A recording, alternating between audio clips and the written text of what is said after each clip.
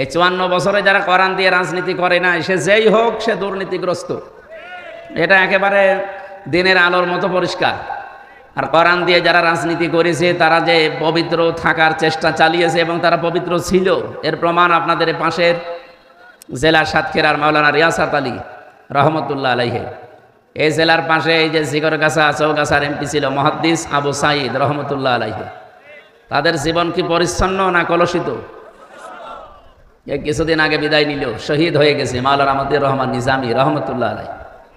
মন্ত্রী ছিল, মেম্বার না, চেয়ারম্যান না, উপজেলা ভাইস চেয়ারম্যান না, উপজেলা চেয়ারম্যান না, মেয়র না, এমপিও না। এমপি তো ছিল, মন্ত্রী ছিল। কি ছিল? আপনার এই মাথায় ধরবে না। একটা মন্ত্রীর আন্ডারে কত কিছু থাকে আপনি জানেন? 5টা বছর 2টা মন্ত্রণালয় চালিয়েছে, 1 টাকা তো দুর্নীতি পায়নি, আরো 36 টাকা ফেরত দিয়েছে রাষ্ট্রকে। পৃথিবীর ইতিহাসে এই প্রথম।